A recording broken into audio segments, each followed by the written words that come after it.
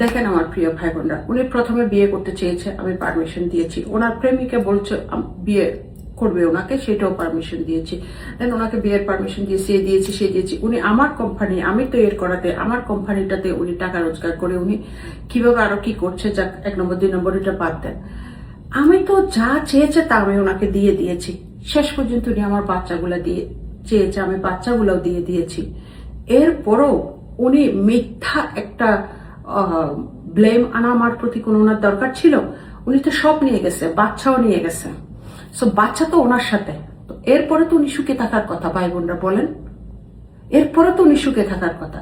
কতটুক মানুষ খারাপ হলে, কতটুক হিংসুটে হলে এরকম আমার সাথে করে, এবং সবচেয়ে বড় কথা যে আমার সাথে প্রতিশোধ নেওয়ার জন্য বাচ্চাগুলাকে ইউজ করে বাচ্চাগুলোর ভবিষ্যৎ নষ্ট করছে।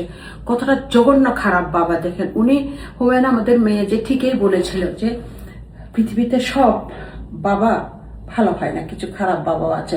আর এই বাবা তো, আমার বাচ্চার বাবা তো জঘন্য একটা বাবা, যে সে বাবা হিসেবে কলঙ্ক।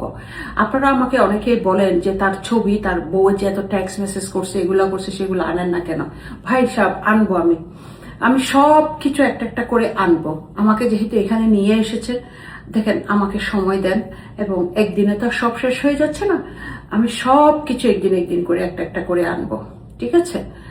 তো আপনারা দেখবেন সে বাবা হিসেবে কতটা একটা খারাপ মানুষ। সে যদি ভালো বাবা হতো তাহলে সে বাচ্চাগুলা নিয়ে গেছে, বাচ্চাগুলার সাথে থাকতো। দেখেন মানুষের নর্মালি ডিভোর্স হলে, আলাদা হলে, সেপারেশনের সন্তান হয় মার সাথে থাকে, নাইলে বাবার সাথে থাকে, তাই না?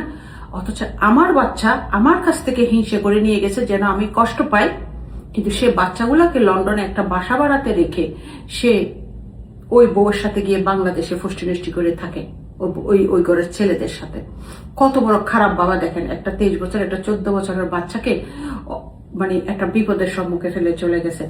তারপরে আবার ওখানের উপর বলছে ওখানের বাড়িটার মধ্যে একটা ছোট রুম আছে, ওই রুমটা ভাড়া দিতে। আরে ভাই, ওই রুমটা তো আমার বাচ্চাদেরকে আমি বলেছি যে সুন্দর, বিয়ে তো সবাই করে, শাকিব খান বিয়ে করেছে, সবাই বিয়ে করেছে। আমি বলেছি যে আমার বাচ্চাকেও যে এই ছোট রুমটাতে তোমার বাবা থাকবে, তোমার বাবা আসলে। দেখেন কত সুন্দর করে চেয়েছি। এখন উনি, ওনার এত টাকার গরম, এত টাকার পাওয়ার, এখন উনি বসুন্ধরাতে বাড়ি করছে লক্ষ লক্ষ কোটি কোটি টাকা দিয়ে। ওখানে মানে শুধু জায়গায় কিনছে মনে করেন 50-60 কোটি টাকা। এখন প্রশ্ন আসে না, উনি এই টাকা পাইল কই? উনি আসলে কাজ করে কি? এত টাকা উনি কোত্থেকে পেল? কি করলো? ওনার সুইস ব্যাংক অ্যাকাউন্ট আছে। তাহলে উনি আমার বাচ্চাকে বলতেছে একটা ছোট রুম ভাড়া নেওয়ার জন্য।